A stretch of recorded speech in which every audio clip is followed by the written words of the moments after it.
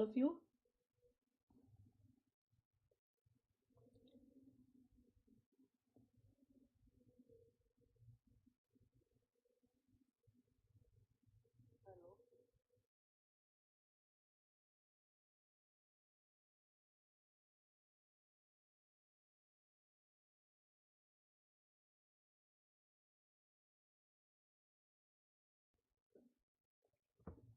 Am I audible and visible to all of you? Great, great. So let's start with the dermatology session. Now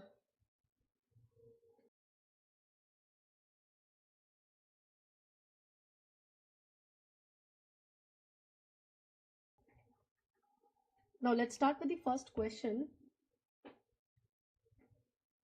This is your first question. You have a match the following type of question here. Okay.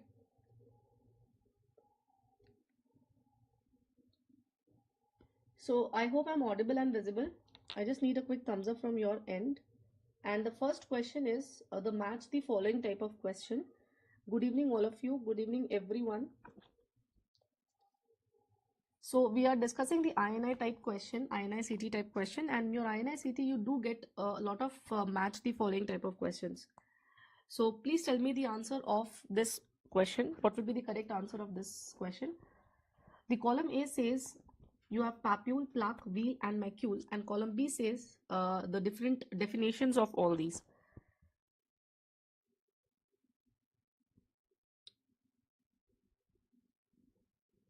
So what will be the answer of this question? Anyone can tell me the answer? The papule, what are papule? They are solid raised lesion of less than 1 centimeter. Papule is a solid raised lesion of less than 1 centimeter. So one is option number B. What is a plaque? It is a horizontally elevated lesions. When multiple small papules, they combine, they form a large area of involvement. So what is a plaque? It is a horizontally elevated lesion of more than 1 centimeter in size. Number 2 stands for F. What is a wheal? It's a transient structure. It's a transient elevated edematous lesion which is associated with a lot of itching, and this is the clinical feature of urticaria patient. So 3 is for E. And what is a macule? It is a flat lesion, neither raised, neither depressed. The size is less than 1 centimeter. So 4 is C. The correct answer of this question is option number 1. The correct answer of this question is option number 1. Understood, all of you? Clear, everyone? Can I get a quick thumbs up from all of you if this question is clear? Now you should know some definitions for your exam. So let us first start with the primary skin lesions. First, there are some primary skin lesions whose definition is important. First, a macule. What is a macule? It is a flat lesion of less than 1 centimeter. For example, if you have vitiligo, they are flat, neither raised, neither depressed. What is a patch? It is flat lesion of more than 1 centimeter. Flat lesion of more than 1 centimeter. This is a macule and a patch. Next, papule. Solid raised lesion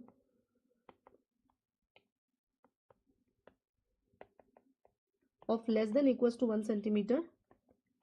And what is a nodule? It is a solid lesion of more than 1 centimeter. A very important difference is papule is like this, no depth component, less than 1 centimeter. But nodule is like this, lot of depth component. You see, the deeper area and the size is also more. Next, vesicle. What is vesicle? It is a fluid filled lesion of less than 1 centimeter. And what is a bulla? It is fluid filled lesion of more than 1 centimeter. Then you have wheal. You have a wheal What is wheal? It is a transient raised edematous red lesion. Transient means it remains on your body for less than 1 centimeter. So please remember, these are some of the very important primary skin lesions which you need to know, because you can get a match the following type of question. Now, other than this, what are the other primary lesions? The other lesions are petechiae purpura, and ecchymosis. What are these? These are non-blanching erythemas. Non-blanching erythemas. They are non-blanching erythemas. So please remember, these are some of the definition of primary skin lesions. Now, what are the secondary skin lesions? The erosions, the crust, atrophy, lichenification, they are all considered to be the secondary lesion. Primary means the lesion which appears first. If there is any change in the primary lesion, you call it as secondary lesion. And what is tertiary lesion or specialized lesion? Which are specific to a particular condition. So specialized lesion of acne is comedone.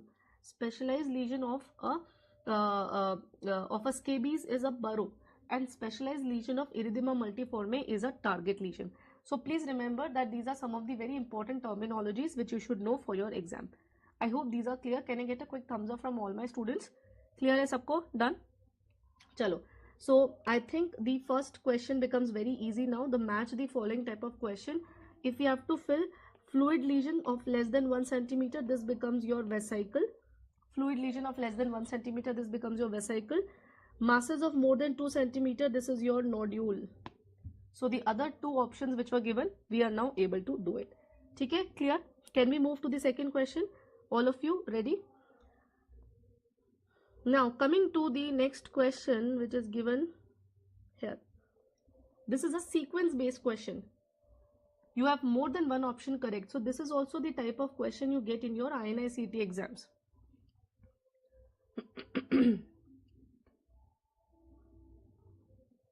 What is a plaque? Plaque is a horizontally elevated lesion of more than 1 centimeter. Plaque means horizontally elevated lesion of more than 1 centimeter. Sometimes the papule combine to form a plaque. Okay.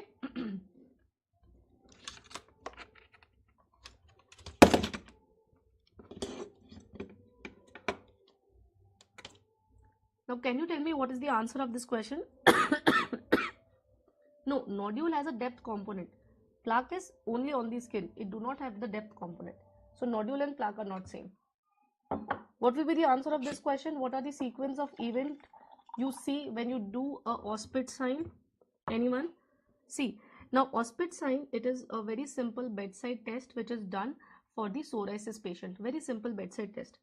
So the first step is you take a glass slide and you rub the scaly plaque. Rub the scaly plaque. This is your step 1. So first of all, there should be a scaly plaque and then you will rub it. Rubbing of the scaly plaque is known as grattage. This is known as grattage. And that is why sometimes Auspitz sign is also known as grattage sign. Now coming to step number 2. Step number 2 is when you rub these scales, they become more prominent. In step 2, you are removing these scales. When we remove the scale, we see a thin membrane which is known as Bulkeley's membrane.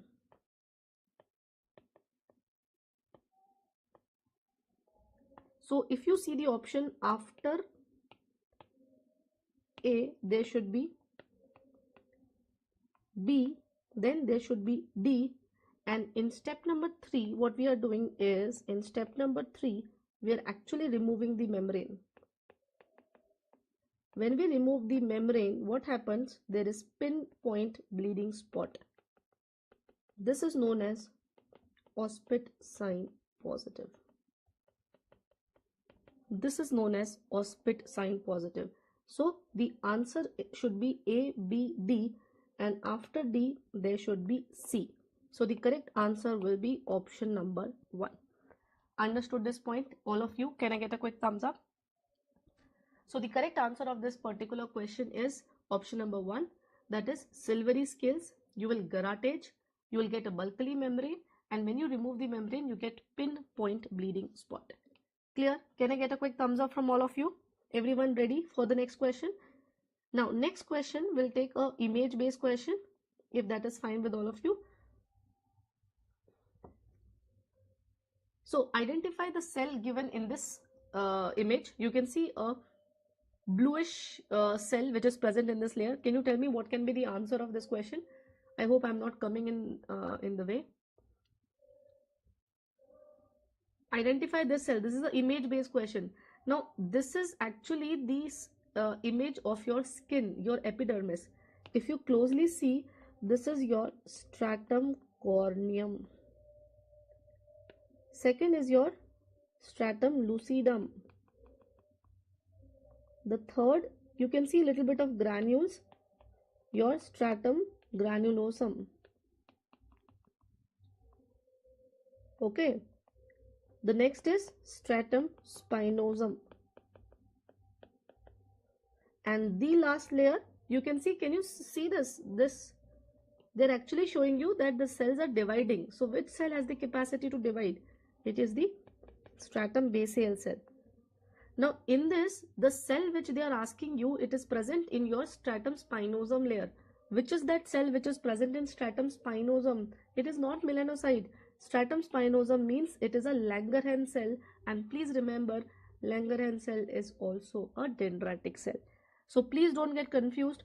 I can see students, getting confused with option 2 and option 1. Langerhans cell is located in your stratum spinosum. Can I get a quick thumbs up from all of you? If this is clear? Clear hai sabka? Done? Can we go to the next question? All of you ready? Okay. Now let's do a match the following question. Everyone ready for a match the following type of question? So this is your question number. This is the second match the following type of question for you today. You have to match the DIF finding of column A with the best alternative in column B. Please remember, immunofluorescence finding frequently asked in the exam. So this type of question they can give you. What will be the answer? Match the following. I hope it is visible to you. Yes.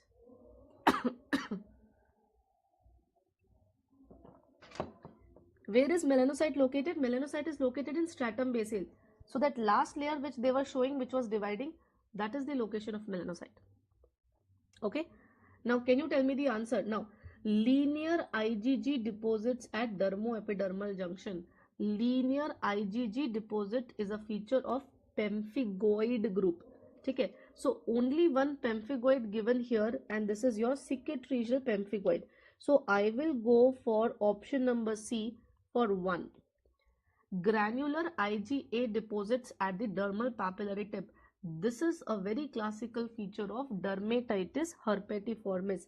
So number 2 will be number F. So 2 will go for F. Intercellular, this is a classical feature of pemphigus group.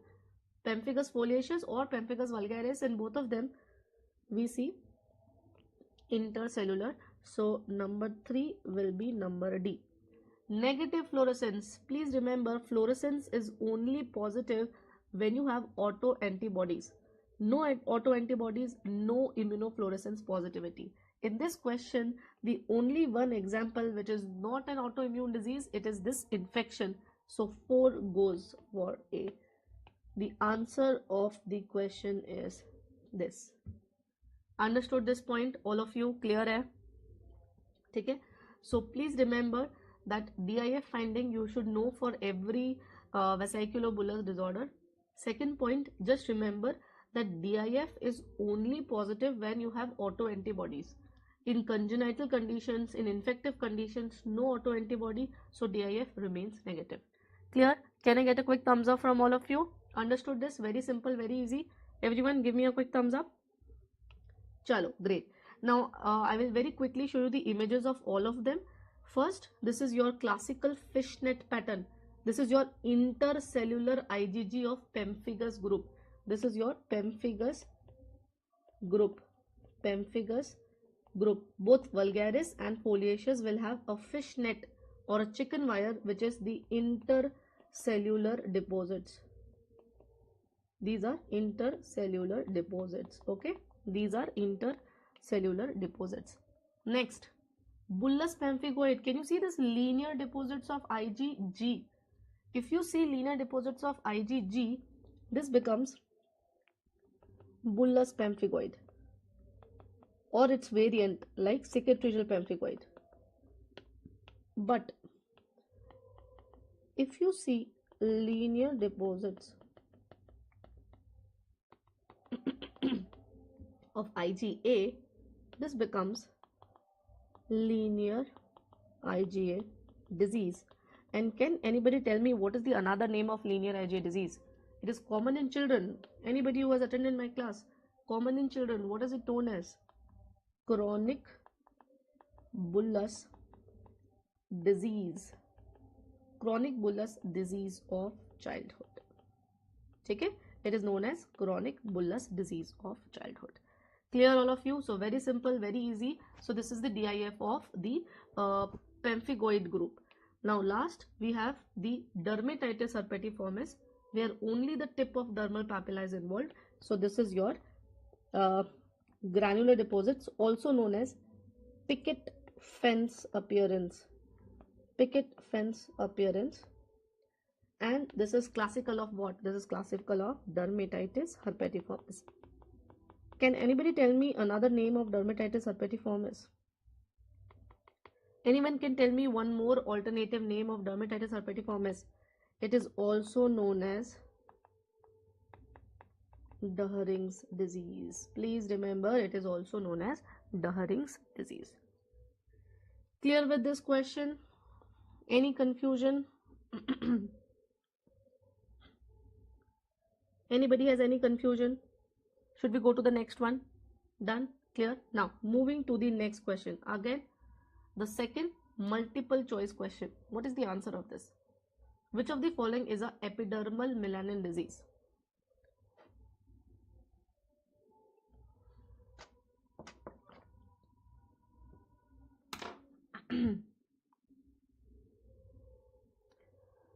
So what is the answer? You have to pick one of the options from A, B, C and D. Thank you, Nishant. Thank you.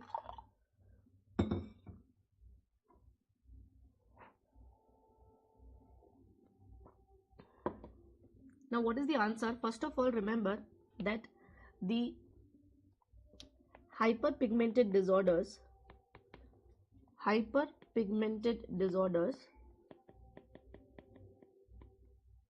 which are due to increased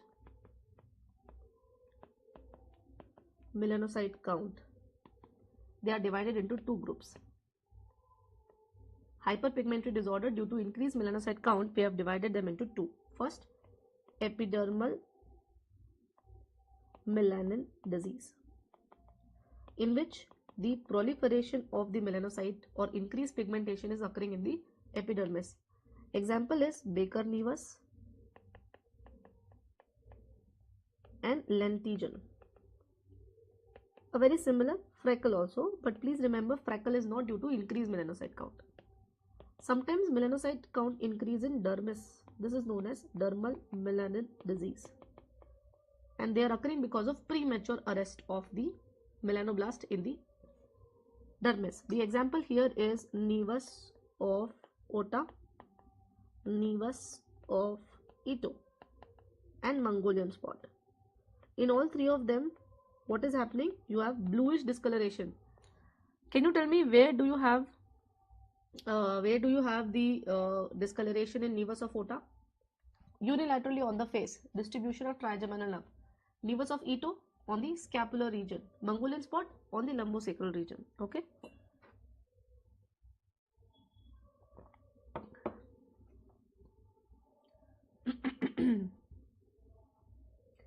Clear all of you? Understood? So if you have to use this chart for solving the question, the correct answer will be option number 2, because this is dermis, this is epidermal, this is epidermal, this is dermal. So the correct answer becomes Option number A, that is number 2 and number 3. Can I get a quick thumbs up from all of you? Done?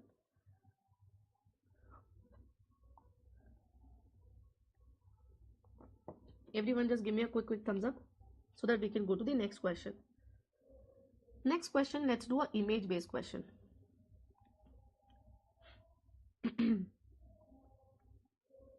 Chalo.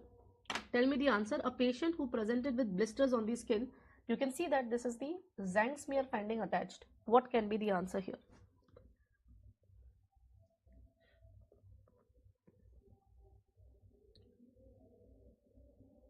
Patient with blisters on the skin. It means it is a vesiculobullous disorder, and everybody knows that in vesiculobullous disorder, we do a zinc smear.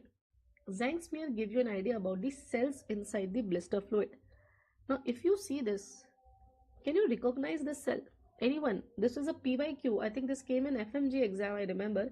Recent FMGE, 1 or 2 years back. This is your multinucleated giant cell. So, in the zinc smear, if you see multinucleated giant cell,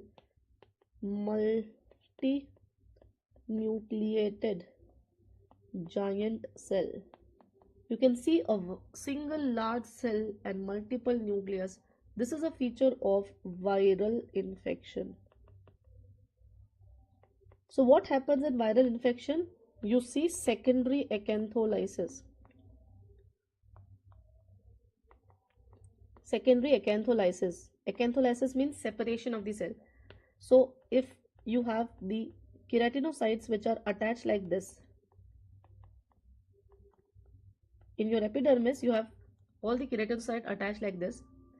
In viral infection, because of damage to the wall of the keratinocyte, the wall breaks, the nucleus of all the cells come together and the cytoplasm surrounds it. This is known as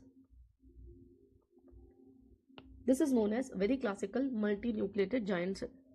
What type of acantholysis you see in vesiculobullous disorder like pemphigus? In pemphigus patient, you see primary acantholysis.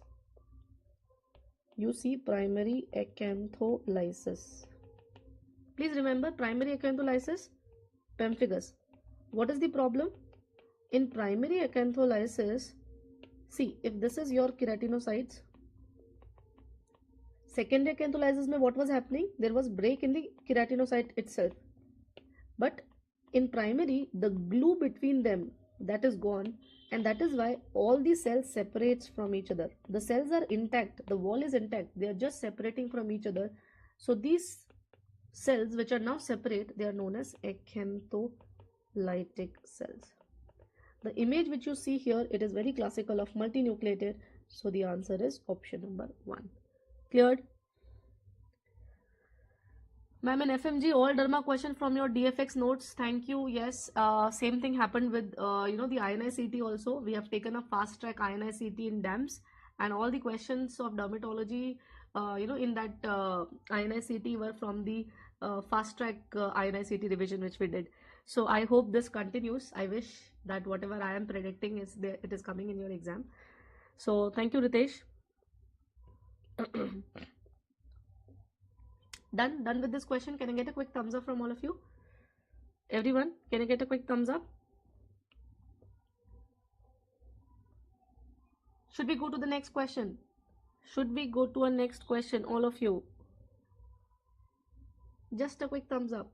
Chalo. The next question is here. Check the MDT schedule in an adult leprosy and mark the correct option. What is the answer? What is the answer?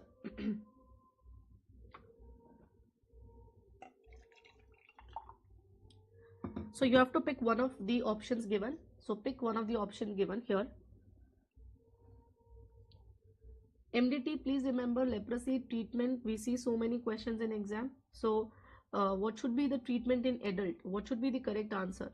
I hope you remember these strips. In leprosy strip, there is a big and a small strip attached to each other.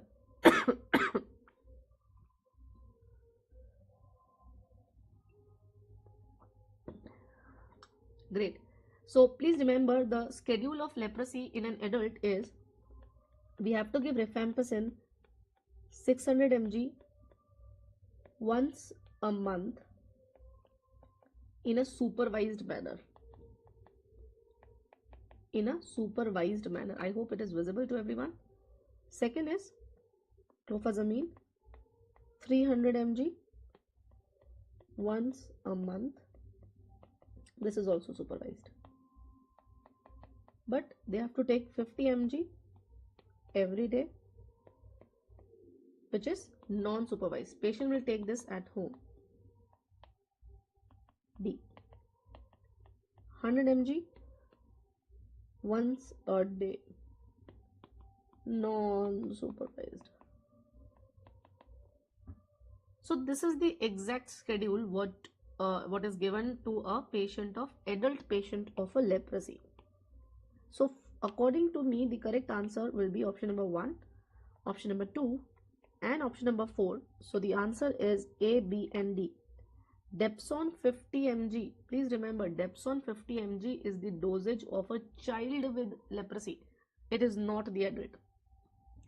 So those who are marking option number 4, why? In adult, when did we give 50 mg of Depson? Never. We always give 100 mg. It is never 50 mg, okay? 4 cannot be correct. The correct answer is option number. When did I say all 4 is correct? The answer to this question is option number 1. Clofazimine 50 mg per day. See here. Clofazimine 50 mg one day, non-supervised. Yes, patient take 50 mg of clofazimine every day. 300 mg once a month. 50 mg every day. That is the schedule for MDT in an adult. Understood? Can I get a quick thumbs up from all of you? Should we go to the next question?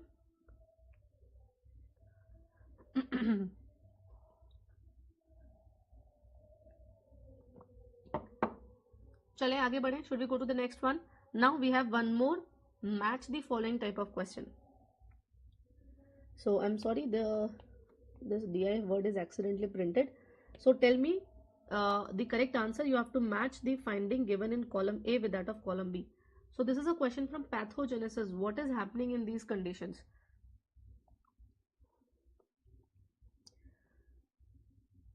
Pediatric schedule. Okay, Akash is asking for pediatric schedule for leprosy. Just do this question, and after this question I'll tell you the answer. No worries. I will tell you the pediatric schedule also. Don't worry. You first do this question and I'll go back to the previous question then. What is the answer of this question?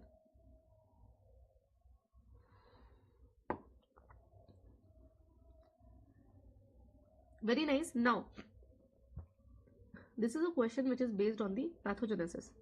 What is the problem in pemphigus patient? Anyone? In pemphigus patient, the problem is the antibodies are formed against the desmoglein. So if you see,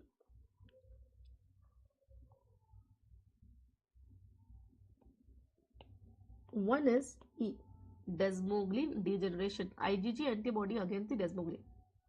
What is eczema? In eczema patient, the main problem is spongiosis, intercellular edema. So 2 goes for A. Epidermolysis bullosa simplex. What is the problem? Deficiency of keratin 514. Those who have attended my class, I told you what is keratin 514. They are pillar in the cell which is providing strength and support to the cell. If the pillars are not present, the cell will die, rupture, cytolysis will occur. So C is for 3. And what is Hailey-Hailey disease? If you remember, there is defect in ATP2C1 gene. ATP2C1 gene. This gene is responsible for production of calcium channel. So for my fourth option, I will go to option number B, 4 for B. How many of you get this? Okay. So please remember, the correct answer is 1E, 2A, 3C, 4B. The correct answer is option number 4. It's very easy. You have already read everything. You should not get scared. Please remember, pemphigus, desmoglein damage, eczema, intercellular edema, epidermolysis bullosa simplex, abnormal cells, fragile cells, cytolysis, and Hailey-Hailey disease. Hailey-Hailey disease is a very classical, it's a gene defect in which the calcium channel synthesis is stopped. Understood this question? Chalo, so this is another question which is a match the following type. Now coming to a little simple question which is an image based question. Can you just tell me what is the diagnosis here? There's a patient, you can see in this patient there is a thick plaque which is red. You have thick scale. I will not tell you what type of scale this is, because if I'll tell you the type of scale, question becomes very easy. So what is the answer?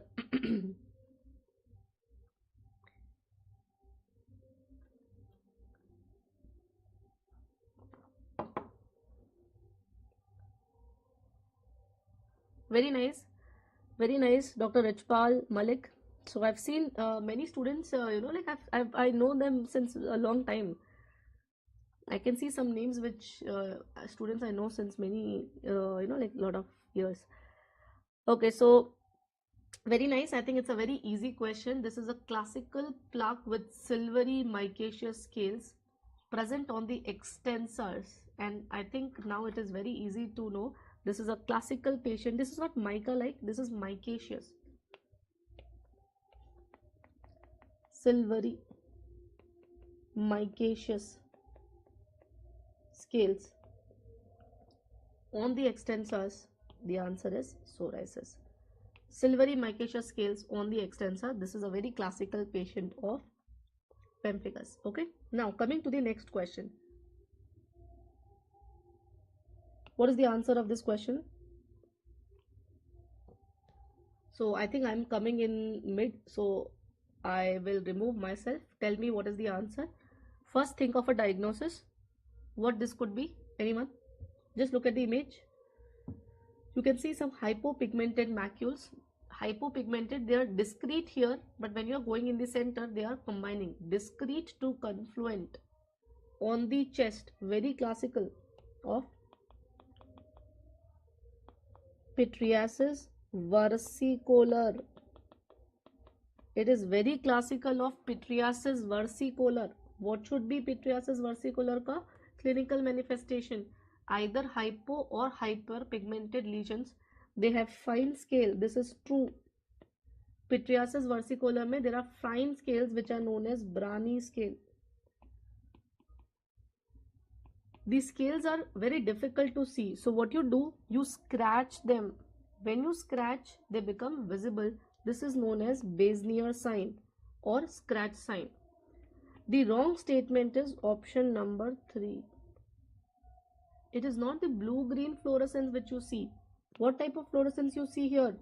You see yellow color fluorescence. You see yellow color fluorescence, okay? And please remember, recurrence is common even after the complete course. So that is another question which is a simple one-liner image-based question. Now another question.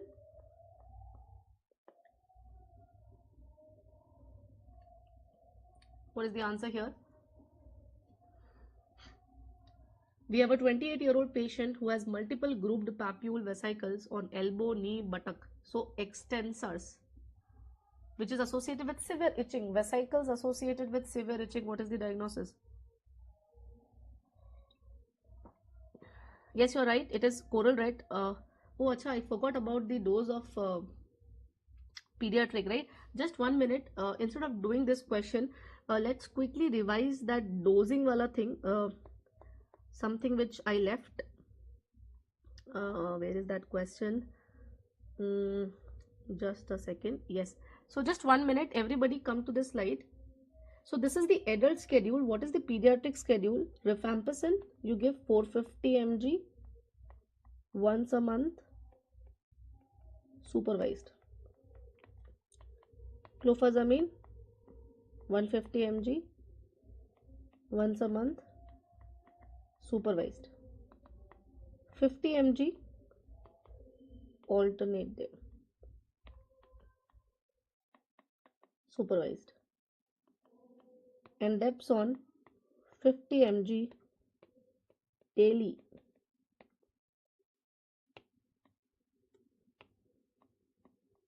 non-supervised. So that is the pediatric dosage. Those who were asking for the pediatric doses, I have made the comparison. You can see that the dose of rifampicin is reduced, clofazamine is reduced, 50 mg instead of daily we are giving alternate day, and Depson 50 mg we are giving instead of 100. So that is the difference. Okay. Thank you, Dr. Arshad. If you like this session, for more you can join DAMS Delhi YouTube channel, or you can join download the eMedicoz app. You'll get more such sessions there. Clear? Can we go to the next point? Can we go to the next question? So I had reflected, I think, this question on the screen. So can you tell me what can be the diagnosis? We have a 28-year-old patient who has multiple grouped papulovesicular lesions on elbow, knee, buttock, upper back, which is associated with severe itching. This is a very classical clinical feature of a condition which is known as dermatitis herpetiformis. What is dermatitis herpetiformis? It is the cutaneous manifestation of gluten sensitive enteropathy. So what happens when these patients consume gluten like barley, rye, oat and wheat? When this gluten enters their intestine, it exposes, it causes local inflammation which exposes tissue transglutaminase. And these patients, they tend to develop antibodies against the tissue transglutaminase. These antibodies, when they reach the skin, they damage a very similar enzyme which is epidermal transglutaminase, giving rise to development of subepidermal split. The classical feature is bilateral symmetrical involvement of the extensors. Can you tell me what should be the treatment of choice? Very nice. It is avoid barley, rye, oat and wheat. But what is the drug of choice? Can you tell me the answer? What is the drug of choice? How will you treat a patient of dermatitis herpetiformis? What will you give? The drug of choice is your Depson.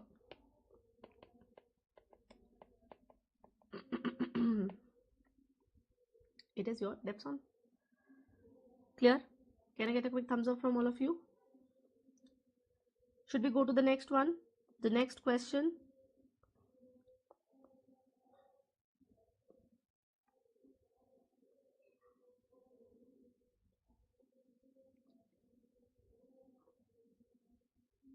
Can we go to the next question, all of you? Ready? Great. Now coming to the next question. The following agent act as an allergen to cause allergic contact dermatitis. The following act as an allergen which causes allergic contact dermatitis. What is the answer here?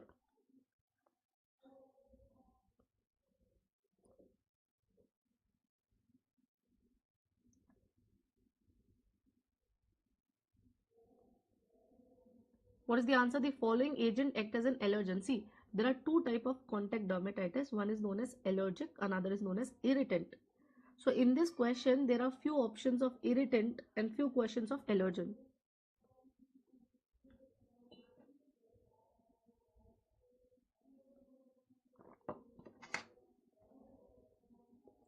See, nickel is an allergen. Nickel is an allergen. It causes allergic contact dermatitis, and it is especially present in the metal. For example, buckle. For example, the jewelries, especially the artificial jewelries which you wear in the ears or in the rings. So finger rings. So this is the nickel, which is the most common cause of allergic contact dermatitis.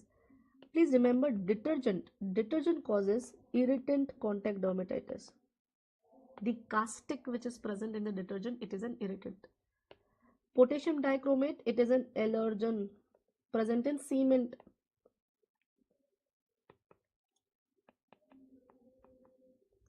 And acid is again an irritant. So what should be the answer of this question? A and C are correct. Understood? So very nice. I can see a lot of you. Shreyanshi, Dr. Nikita, Dr. Richpal, Dr. Bibin, Shabnam, Shagun, Steven, Monica, Shreyanshi. Very nice. So the correct answer of this question is option number 3. Only these two, nickel and potassium dichromate, they are the allergic contact dermatitis. They are the allergen causing allergic contact dermatitis. Coming to the next question, it's an image based question. What is the answer? You see a particular nail under the polarized microscopy?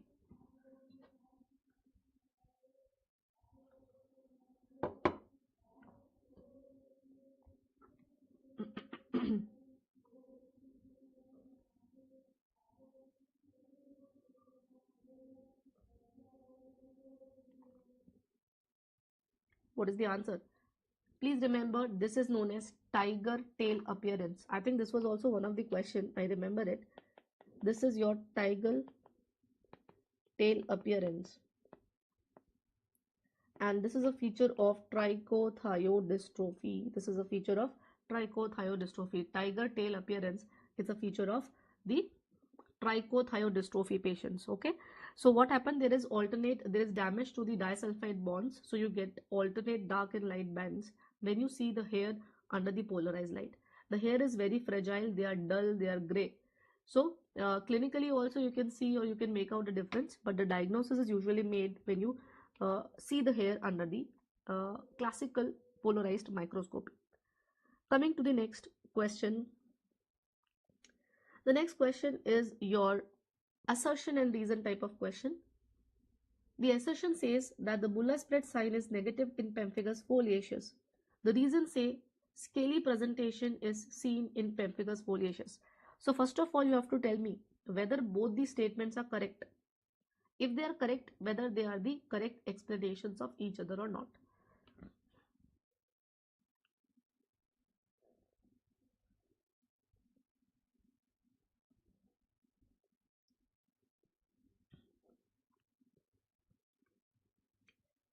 So what is the answer of this question? The bulla spread sign is negative in pemphigus foliaceus. Please remember, this is a true statement. Why it is true? If you remember, I told you pemphigus foliaceus, the roof of the bulla is made by stratum corneum, single layer, and that is why the bulla is very fragile. It breaks very soon and you rarely see an intact bulla. If there is no intact bulla, will you see bulla spreads? Can you do bulla spread sign if there is no bulla? Not possible, and that is why bulla spread sign becomes negative.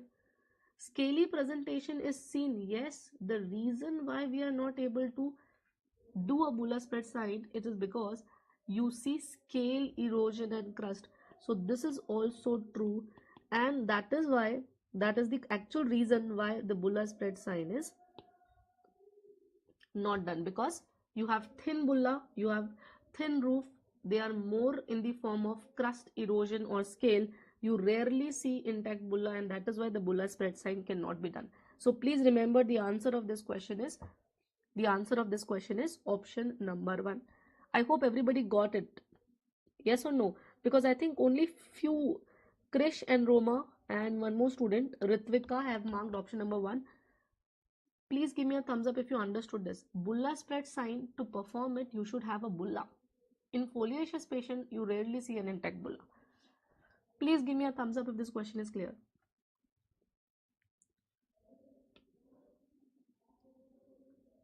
Clear? Should we go to the next one? Clear? Great. Chalo ji. Now coming to the next question. This is an image-based question. Which nutrient deficiency causes following lesion? Which nutrient deficiency causes following lesion?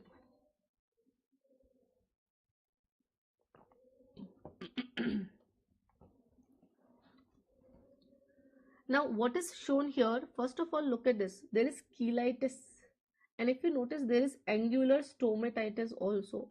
So I'm giving you a hint. This image shows cheilitis and angular stomatitis. Which condition, which nutrition deficiency causes cheilitis and angular stomatitis? Anybody can tell me the answer? Very nice. Amazing. Amazing. Please remember, the nutrition deficiency which causes this is vitamin B2, and that is riboflavin. Can you tell me what does the niacin deficiency causes? What is the name given to niacin deficiency? Pellagra, which present with diarrhea, dermatitis, dementia, death. What does thiamine deficiency do? No cutaneous lesion. You get beriberi, either wet beriberi or dry beriberi. And what do you get when you have vitamin B12, methylcobalamin deficiency? You get pigmentation on skin crease, knuckles, and tongue, mucosa.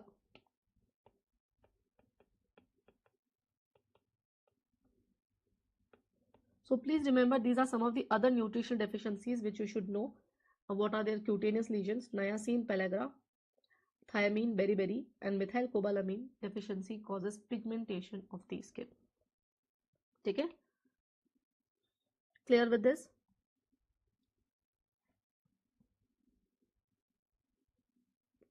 Now coming to the another assertion reason type of question. Oral isotretinoin is very effective in acne. Patient with acne has sebaceous gland overactivity.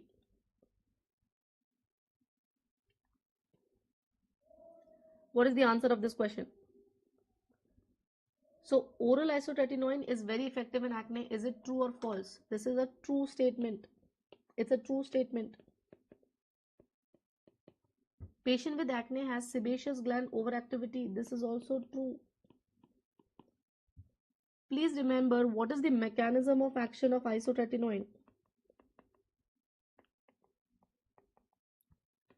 It is keratolytic.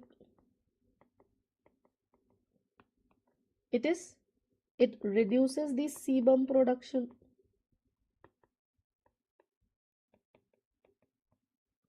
In a very small quantity, it can also act as an anti-inflammatory or antibiotic.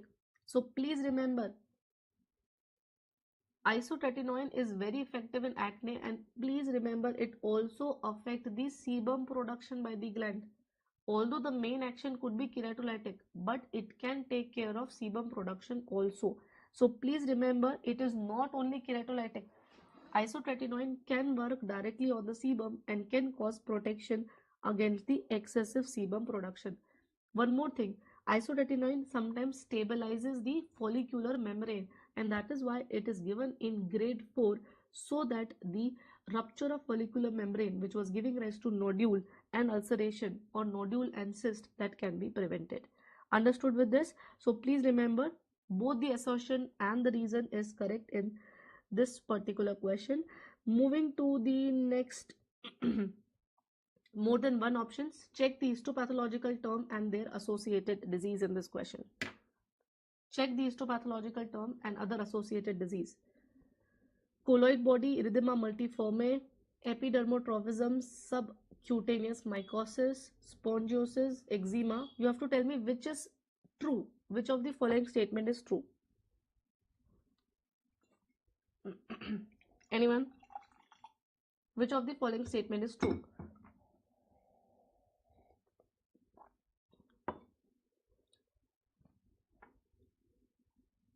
Which of the following statement is true?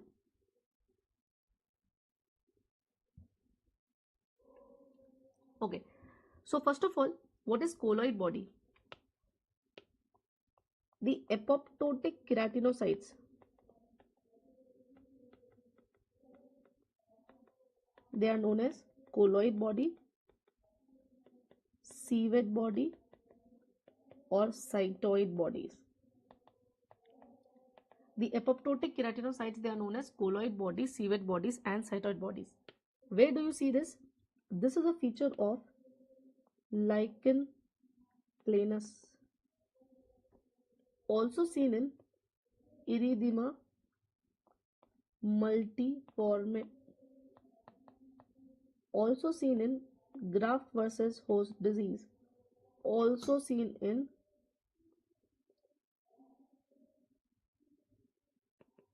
discoid lupus erythematosus. So please remember option number 1, the colloid bodies, erythema multiforme, this is correct. In any condition where you have degeneration of stratum basale, you will develop colloid bodies. This is correct. Epidermotrophism. What is epidermotrophism?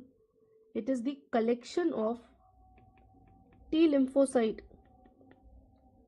Epidermotrophism is collection of T lymphocyte in epidermis.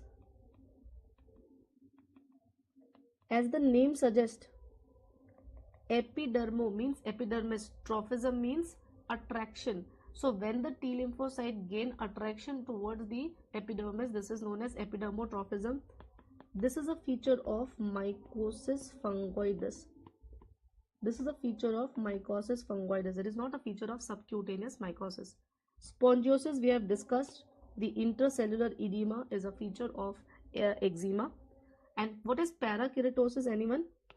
Parakeratosis is retention of nucleus in stratum corneum. Please remember, it is not a feature of lichen planus, it is a feature of psoriasis. So for this question, the correct answer is number A and number C. Number A and number C. Okay. Understood? So please remember, these are some of the histopathological terms. I discussed this in my classes. The histopathological terminologies like parakeratosis, hyperkeratosis, acanthosis, then spongiosis, intercellular edema, etc. So the answer of this question is option number 2, which is A and C. Now there's a easy question. I think everybody will answer this question. A very simple question, nothing much for me to discuss here.